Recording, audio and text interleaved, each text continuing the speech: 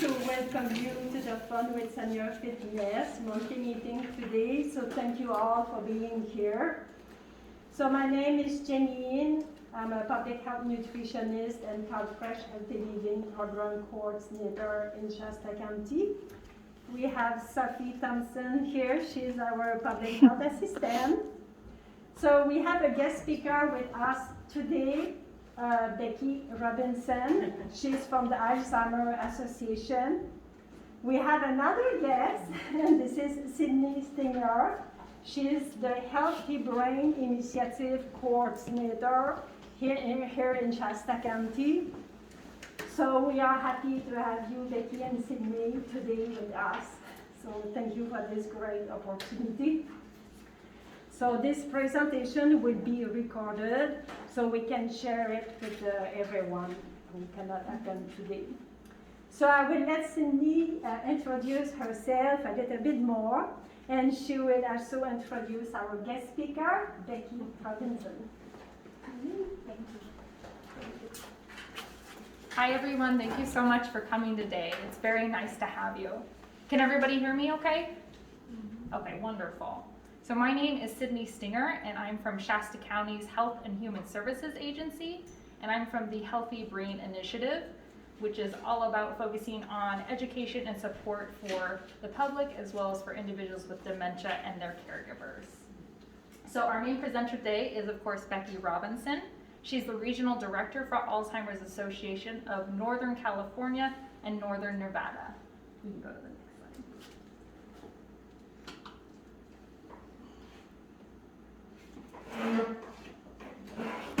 So before we get into the main part of our presentation today, I just wanted to touch on the Healthy Brain Initiative real quick. You can go to the next.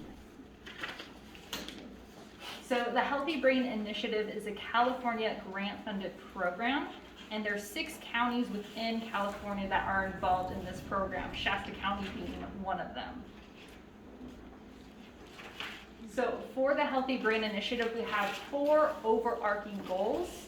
The first of that goal is educate and empower. So it's kind of like this presentation today where we're providing education about Alzheimer's disease and dementia. A second part is developing policies and mobilizing partnerships. So this is all about establishing policies and services within our community to support individuals with dementia and their caregivers. The third focus is on assuring a competent workforce. So this is where we're providing education and support to our healthcare providers so that they're better able to support individuals with dementia and better able to identify individuals with dementia. And then the final one is monitor and evaluate, and that's all about making sure that what we're doing within the community is actually helping, and to learn from that and grow and expand on any of those programs.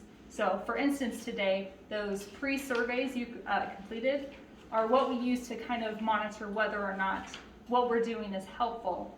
And adding on to that, we're gonna provide another short quiz after the presentation is done, just to see if this was helpful to you. But I'm very happy to be here today, very happy to see all of you today, and I will go ahead and let Becky take over. Thank you, Sydney. Can you hear me okay? It's a little different with the masks on. So really happy to be here today.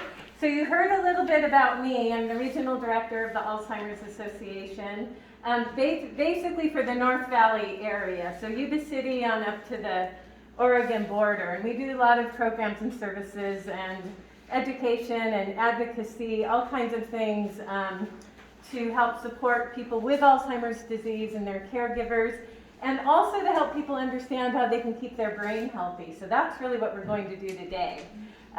So how many of you know someone, a neighbor, are familiar with someone with Alzheimer's disease? Okay, so the majority of folks in this room, and that's pretty much what we find these days.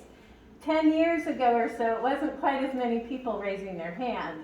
So now we're seeing that more people have Alzheimer's disease. We know that, and it affects not just the person with the disease, but it affects the families and the caregiver, doesn't it? Those of you who know somebody or maybe have been touched by it personally, it really has a ripple effect of how many people it affects. So we're going to help with some information today that will give you some tips on how to keep your brain healthy. These are not magic bullets on preventing Alzheimer's disease completely.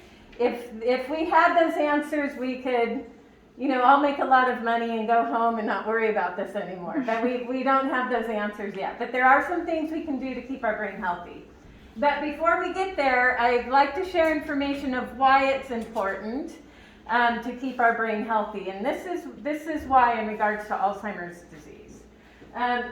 So if you can read this slide here, and you notice that you might have a few of the things on this slide, and we probably all have done one or two of these things, right? Anybody in this room has made a bad decision once in a while? Never. Yeah, once in a while we all make a bad decision, don't we? Forgetting which day it is and remembering later. How many of us have done that? We've all done that. So here's the thing with this slide. This is what I call the good slide. If we have this is okay, because if you'll notice at the top there it says typical changes in memory as we age. So you all are into senior fitness, right? Okay. So we know as we get older, our bodies change, right? We can still be into fitness, but we may not be quite as fast or as strong at 75 as we were when we were 25, even if we exercise every day, right? Our bodies are going to age. Our brain ages as well, and that's natural. That's why these are called typical age-related changes. That means that those are quote-unquote normal. Does that make sense how I'm saying that? So just as our body ages, and we know it kind of may slow down a little bit, our brain changes and ages and slows down a little bit. So that's not a sign of dementia. Isn't that good news? That's why that one's okay. We're okay with this one. Okay, we'll go to the next one. So then when we talk about dementia, the general, so my throat gets a little bit dry when I have the mask on, so because I project more, so I'll try not to play with it too much for the camera. So with dementia, when we use a general definition of dementia, it is confusion and memory loss that interferes with daily living skills. And it's really the last part of that sentence that's really key. Interferes with daily living skills. Because we just heard from the other slide, we just learned that forgetting something once in a while, like forgetting what day it is and remembering later, that may not be a sign of dementia. But if we're forgetting what day it is on a consistent basis, so if I ask Sydney when I get here, like, what day is it today? And she says, Tuesday. I actually have to think about it. It's Tuesday, right? Yeah. It's okay. Thanks, Krista. So it's Tuesday, and see, that was real. I didn't make that up, but I had to think about it. So we all have that, right? But on my brain, if I really had difficulty with it, I know how to look up the date on my phone. I can ask somebody. I'll ask Krista, I'll ask Sydney, I'll make a joke about it. My brain can help me with coping skills with figuring out what day it is. Then once I know I remember. If I have dementia, type of dementia, I might ask Sydney what day it is today. She tells me. It's Tuesday. Thank you, Sydney. We didn't even practice that.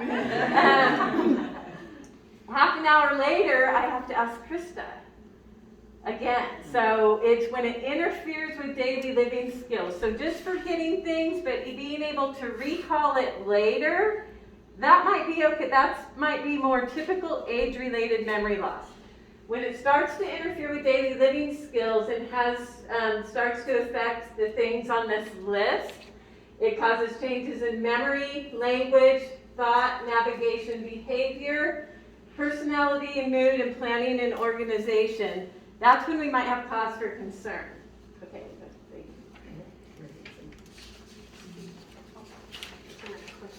So I think the next slide is going to be Alzheimer's disease. Yeah. So here's the thing. How many people today have the question of what's the difference between dementia and Alzheimer's disease? Okay, at least one. Okay, a couple people. That is our most frequently asked question. And it's a good question, and it is confusing. So Alzheimer's disease is a type of dementia. Okay, so dementia describes the symptoms, confusion and memory loss that interferes with daily living skills. Alzheimer's disease is what's causing the dementia. So Alzheimer's is always dementia, but dementia is not always Alzheimer's disease. Other things can cause dementia, vascular dementia, Lewy body, frontal temporal dementia. Those are what we call irreversible. There's no cure. But some things like urinary tract infection can cause confusion and memory loss, a type of dementia, but that's reversible. So Alzheimer's disease is the disease that causes the dementia. There are different things that can cause dementia. It is a progressive degenerative disease that affects the brain. So once a person has Alzheimer's disease, it continues to spread in the brain. There's currently no cure. It's one of the things the Alzheimer's Association is really working hard on to get a cure or at least a good treatment for Alzheimer's disease. It is not a normal part of aging. It is a disease. So what's the difference between Alzheimer's disease and dementia? Alzheimer's is always dementia, but dementia is not always Alzheimer's. Okay. It makes it as clear as mud, right? Okay, we'll go to the next slide. So this is a graphic of what I just explained, that umbrella term dementia, and you might not be able to see it on here, but hopefully you can see it on your handout. These are some of the major different types of dementia underneath that umbrella. Alzheimer's disease is the most common type of dementia. So it comprises about 60 to 80% of dementias. And Lewy body dementia is next, and vascular dementia. So those are all under that umbrella term of dementia. Alzheimer's disease is the most common type. It's why it's the one you hear about most and the one that we're really doing the most research on. So we'll go to the next slide. So I'll go over this part quickly, and then we're going to get into prevention and risk factors for the disease and then prevention. So this slide, this is hopefully what all of this is a good healthy brain. And it's as if the top of my skull were cut and we are looking down on it, okay? So good healthy brain, we'll go to the next slide. There's the brain of an Alzheimer's person, and you have that on your handout too. So doesn't say how long this person has had it. That is not how it starts. This is a person that's had the disease, I have to guess, we'll say 10 years. Excuse me. So the Alzheimer's disease slowly kind of eats away the brain. What do you notice? Can you go, are you able to go back? Okay. So there's that brain, then we'll go to the next one. What do you notice is different? Thank you, that was very good. Bigger holes. Bigger holes. Bigger holes. It shrunk. Yeah. Anything else? Discoloration. Discoloration, yes. Well, I'm sorry, what did you say? Just darker. Oh, darker, yes. It kind of looks unhealthy, doesn't it? Kind of unhealthy, yeah. It's like it's got moldy. So last week I was up in Wairika. It was not snowing last week. I think it's snowing up there now. And someone asked me if these were actually holes, and yes, they are. So I'm gonna give some tips on how we can avoid this. It's not, again, a cure-all, but we're gonna get there. So we'll go to the next slide.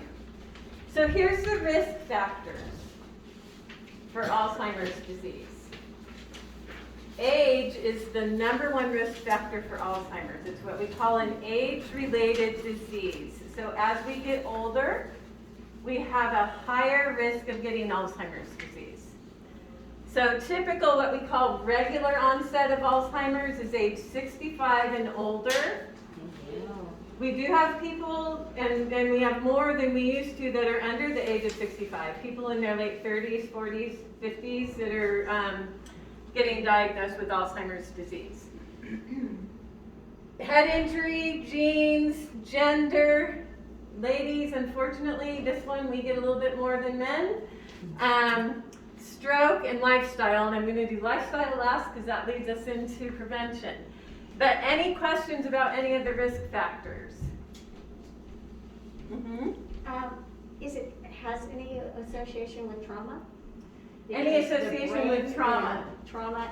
Brain usually trauma? have a hole Not in the emotional brain. trauma. Brain trauma? Any Any type trauma. Any type of trauma. Like Yes. ACEs stuff. ACEs. Everyone know what she's referring to with it. Adverse childhood experiences. Is that correct? right. Okay. So there's a lot about ACEs these days. Right. The answer is yes. So we have more evidence with brain trauma. So think of football players that have had really severe concussions. So not just a kind of a casual sport concussion, but really severe concussions, and maybe a series of them. Football players were really seeing that it's actually its own dementia. It's called CTE. They have a certain type of dementia that as retired football players are retiring and getting older, we're starting to see more dementia because of the head trauma.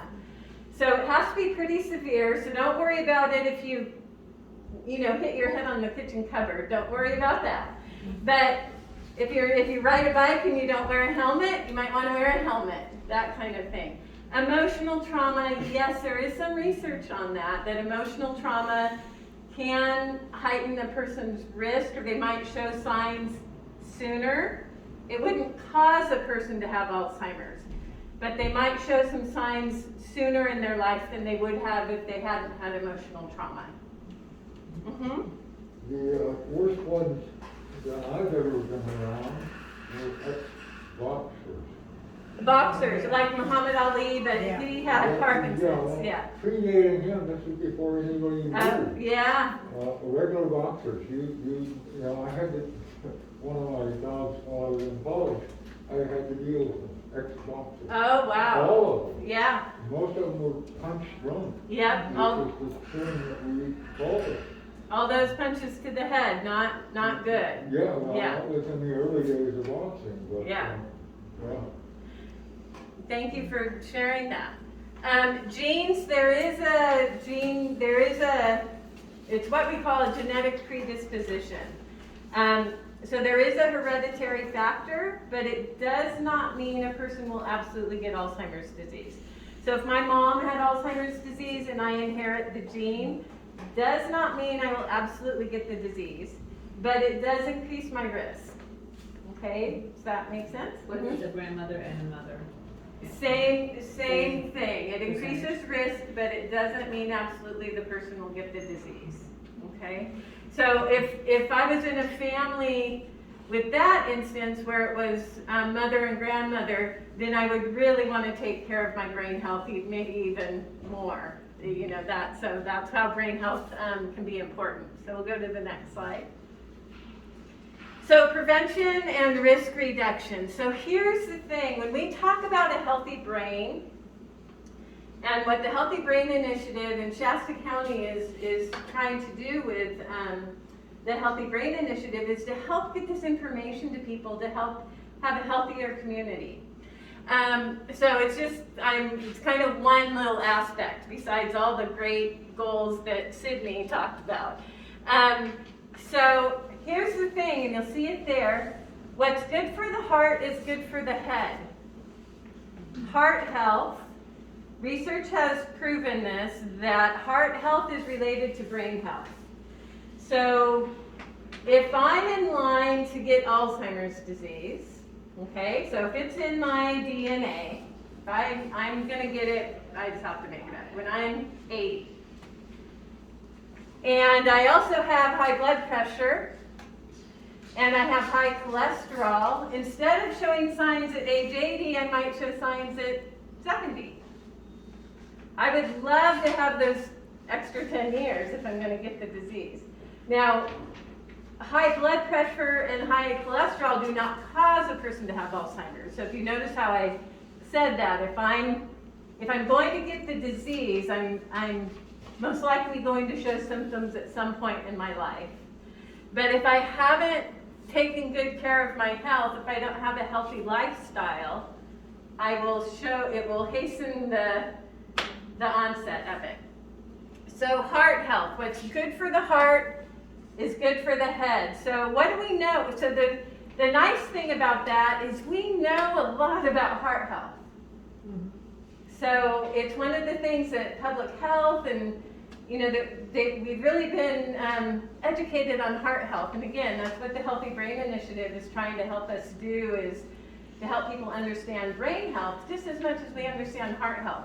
So what do we know about heart health besides exercise? What else is good? Diet, yep.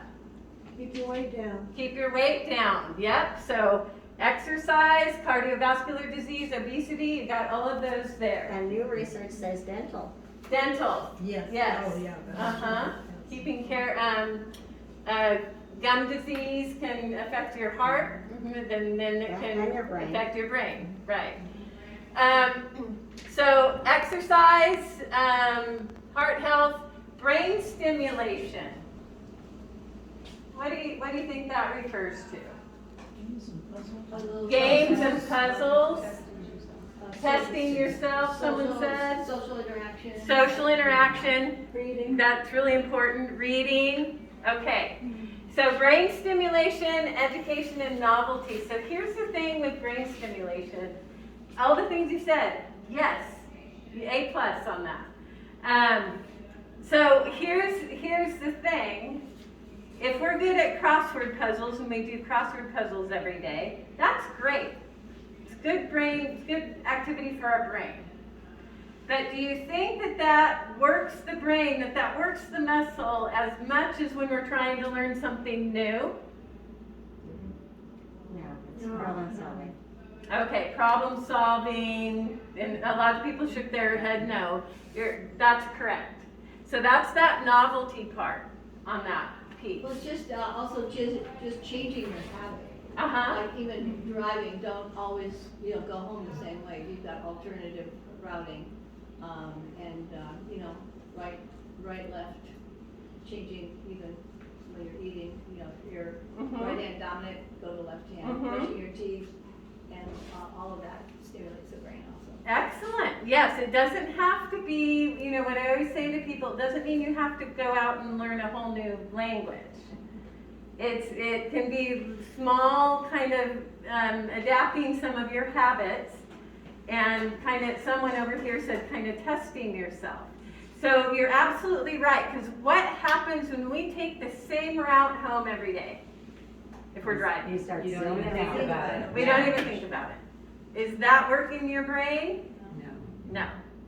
So what the key is that it's getting those brain cells to kind of spark or work, if to put it in real technical terms. to get them to do so. Doing something new. I'll get to you in just a second. Using the non-dominant hand. Yes, one of our favorite examples is brushing your teeth with your non-dominant hand. Because what happens when you're brushing your teeth? Same thing. If you're like me, I'm usually thinking of all the things I have to do today. Or I'm like, oh, look there's more gray hair, something. So I'm right-handed, so I really don't have to engage my brain much, really, probably at all, when I'm brushing my teeth. But what happens if I try to brush my teeth with my left hand? I'm going to think about it. Yep, my brain is going to work, isn't it? Yeah, so wearing a watch upside down. Oh. That's another one that's just kind of easily incorporated because your brain has to engage to actually see what time it is. People don't wear watches quite as much anymore, but okay. So nutrition, vitamins, antioxidants, omega-3s. So healthy diet. What's good for the brain, good for the heart. So heart healthy diet, and I'll go to in a little bit more example of this in just a second. Social and emotional well-being. So someone mentioned that early on. Absolutely important, and especially as we age, because what can happen is as we get a little older. Withdrawal. Depression. Yeah, we withdraw. We withdraw. Just, You're Isolated. Yeah.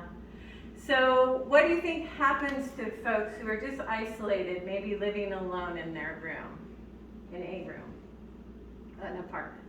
They start sleeping more. Okay. They, Watching Why TV, get up? or screens, looking at screens, maybe, Okay. or not. Uh-huh. Not exercising. Not exercising. Yeah, so probably it depends, it's individual, but it could just kind of, we can kind of see how it could kind of spiral, right? So socialization, so for the class, I'm guessing you all teach classes, is that right? For students. Your students. Yeah. Okay, is there an instructor here? Oh, right here, oh, back there. Okay. There's a few. Well, so here's the thing, look at what you guys have covered. You have at least 2 there, right? No, we have more. You have more, no, I have 2 on the, so exercise, and then what's the second one? Social. Yeah. So you guys are ahead, you're ahead already. So we'll go to the next slide.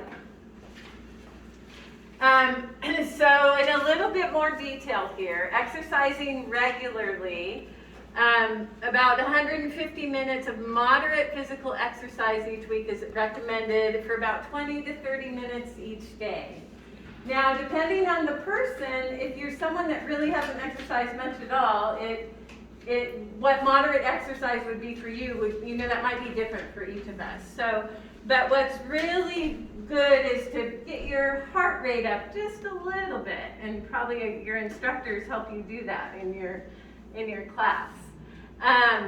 Eat a balanced diet. Try to include about 3 servings of fruits, veggies, whole grains, legumes with beans and nuts, and foods that are rich in omega-3s. So again, if we're following heart health, we know a little bit more about omega-3s. Most of us do these days. So like salmon, tuna, mackerel, leafy greens. Okay, so good, again, what's good for the heart is good for the head. Engage your brain. Learn something new. Play a card game. So again, it doesn't, if you love crossword puzzles, keep doing crossword puzzles. But just think about, oh, maybe I could try Sudoku once in a while. So instead of words, Sudoku's numbers. So that's a different part of the brain. So do what you enjoy. That's the other thing. Don't just do things to challenge your brain if you don't enjoy it, because what's going to happen then? You won't do it. You won't do it, You yeah. won't exercise your brain. You won't exercise your brain, yep. Stress. Thank you. It might cause stress or frustration. And that's not good. That might cause our blood pressure. We're kind of doing the opposite then, right? So, try and have it be something you enjoy, or at least approach it in the sense of that you're doing, this is good for your brain, and try to have fun with it, if that makes sense. Enjoy quality time with others, maybe a book club, a fitness group, an art class, going out to have coffee. Sometimes in like assisted living facilities, even if a person isn't actively engaged in the activity, if they're at least in the room where the activity's happening, that's even good for our brain. I mean, it's even better if we're actively engaged, but just being around other people and having that stimulation, it makes a difference. And prioritize your mental health. So that emotional well-being. And we hear more and more about that these days, like the ACEs with children, and how important our emotional well-being is. And that can be tough sometimes, can it? Sometimes to reach out for help or to ask someone for help or just to be able to talk to somebody. But that can make a difference in our brain health as well. Are there questions about this? I'm going to wrap up so we have just minutes for any questions. It can be a free-for-all. Any questions about this specifically? Like the prevention, how to help keep that healthy brain with the lifestyle? Okay, we'll go to the next slide. Okay. Yes. You mentioned something about urinary infections. Uh-huh. Maybe just for the questions part. So the question was that I mentioned something about urinary tract infections, and she asked what the correlation is. I used it as an example of something that's reversible and curable that can cause dementia-like symptoms. Because if a person has a severe urinary tract infection, or it may not even be that severe, maybe they've had it for a while, they can appear very confused. Well, the only reason I ask is that my sister's going through something right now where her brain isn't really telling her to urinate. Oh, okay. And so there's not a connection there, so there's like a catheter that they have to be using on her, which in turn is causing her depression. So it's like a vicious, and so that's why when you mentioned that, I just thought, Okay. yeah, she's 81. Okay. Yeah. Can I ask, is there dementia, or was the symptom just that the signal to go to the bathroom to urinate? Yeah. Okay. But it was just strange that that's Yeah. what you used as an example. I understand. And so that's how I thought, well, Yeah. that's correlation. Yeah. Understand. Oh, I'm sorry to hear that. Yeah, it's really hard for her. Yeah. Yeah. Yeah. She's normally very, very social, and so this is really, Oh. yeah. Then hopefully. Yeah. she'll be used. Yeah. I wish I had Yeah. there's not too much I can address on that No. one, but thank you for the question. I understand why you asked. Yeah. Mm-hmm. So I was wondering about, what about, I forgot my word. No, it's, not being, hungry, not wanting to, just not having that. I can't relate to that at all.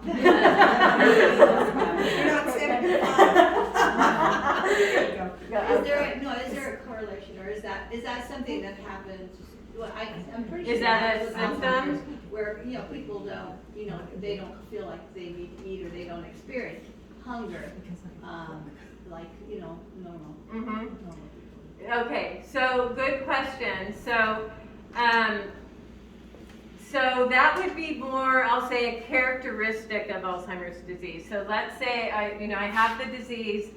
I'm showing the confusion and memory loss. I'm having difficulty navigating through my day a little bit.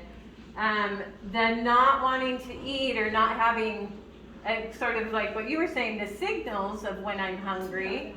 That's more a characteristic a little further down the line once I have Alzheimer's disease. It's not typically a sign at the beginning that I'm developing Alzheimer's. Does that make sense? Yeah. How I said that? Okay.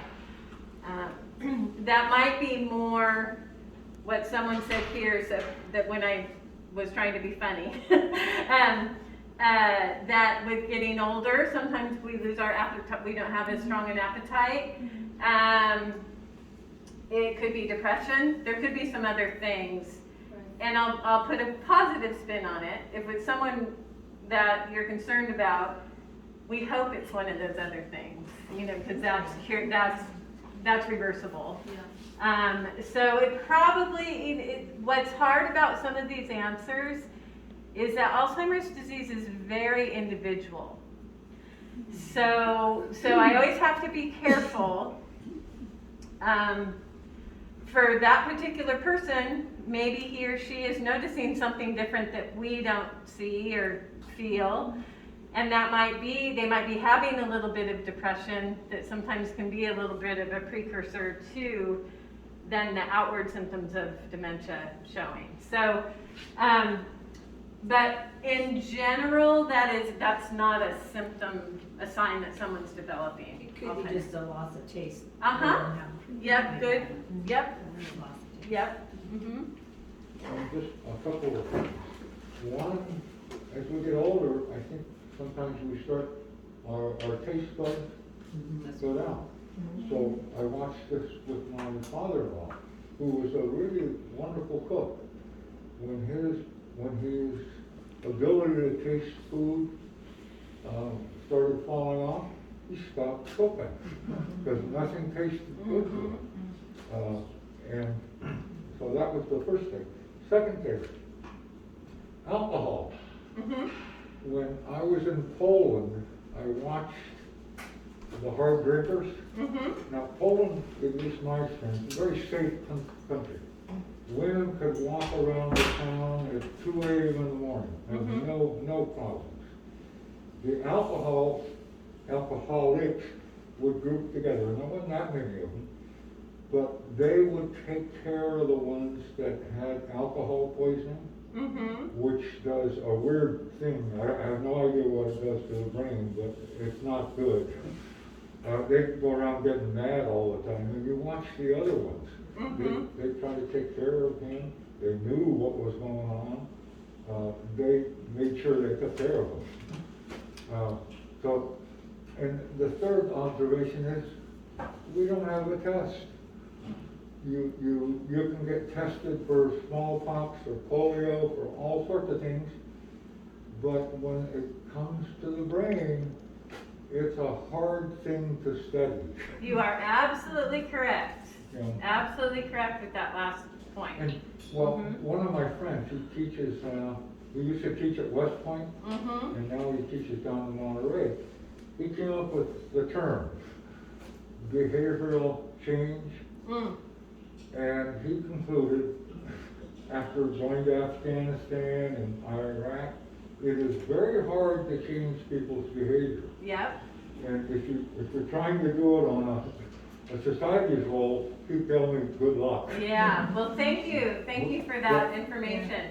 So I'm going to move on so that people have time to ask their questions. So thank you for sharing that, and you're absolutely right. One of the things that is so difficult about getting a diagnosis is there is not just one single test to see if a person has Alzheimer's disease. So it's kind of a series of tests. It's a process of elimination, kind of testing to other things that could be happening and ruling those things out. So it's a difficult process, or it's not easy.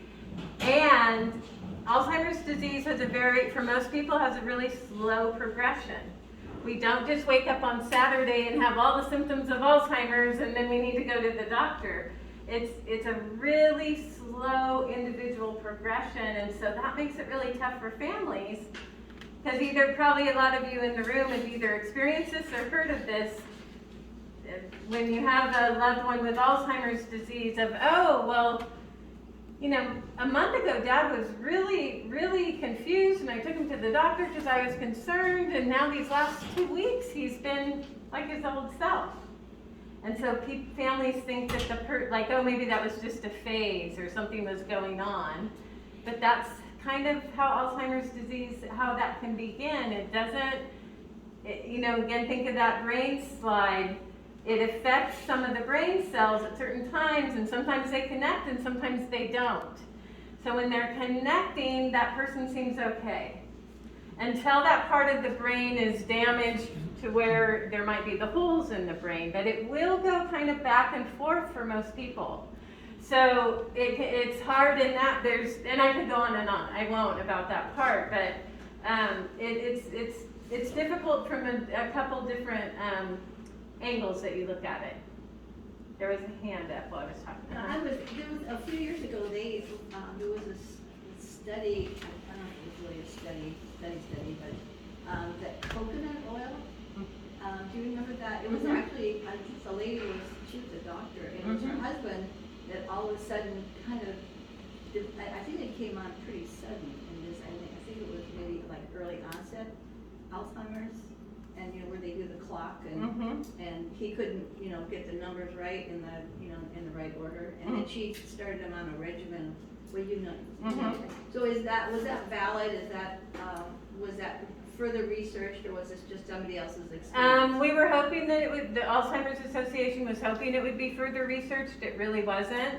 So, and I will, in my way of thinking, if coconut oil was going to be the answer and have that kind of dramatic effect, we wouldn't probably be having even this presentation. Because that was, I want to say like 10 years ago. Yeah. So if that, it's one of those things that we hope it's something that is that easy. Most likely that's not going to be the answer. So we don't know what was, happening in particular with that individual, So but many other variables could have been involved. right, there, too. exactly.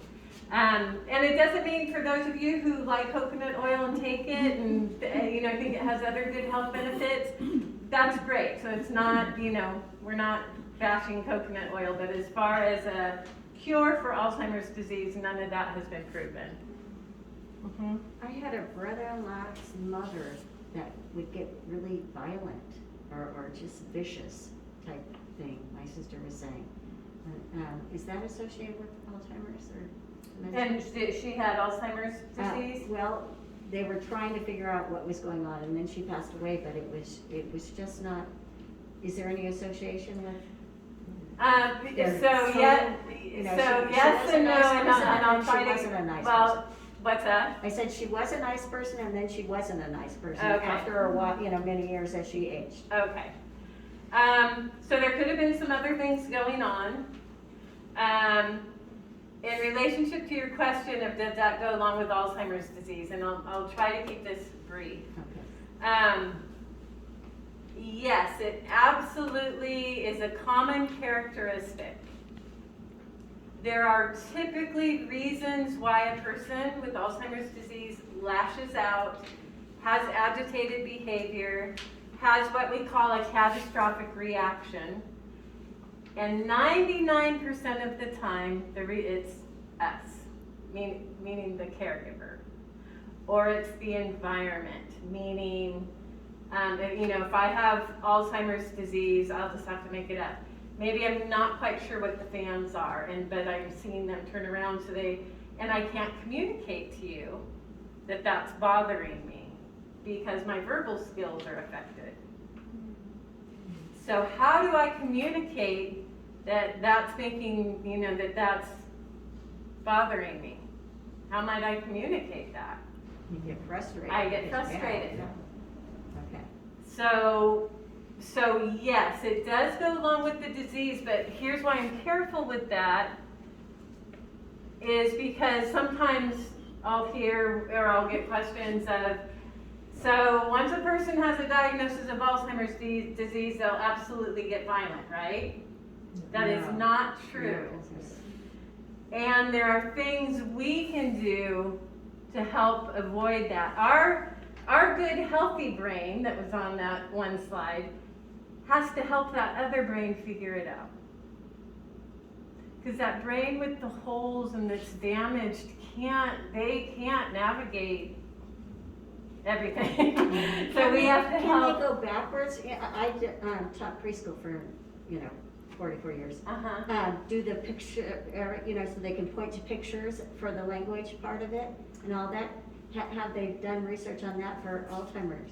So like point when, if I'm not able to communicate, can you point to a picture for me? For like autistic children. Right, yeah, it depends on the individual. Okay. Some would, some wouldn't, because so again, I'll try to not get into the weeds with this too much, but that a little bit of that is what we call abstract thinking. So our brain, our brains, without us even telling it to do it, so if we say, Okay, I'm gonna show you a picture of an orange. And then she puts up a picture of an apple and an orange, and our brain can connect orange with that picture. Oh, okay, so it wouldn't. it A would be person with hard. Alzheimer's may not be able to Even it's- remember what an orange correct. is. Okay, correct. thank you. Yeah, I was you just got trying it. to figure Yeah, out how you to got problem it. solve Yeah. for some of these people. Yeah. Any questions about healthy lifestyle and preventing or lessening our risk of Alzheimer's? Would water and diet soda have anything to do with helping the dementia?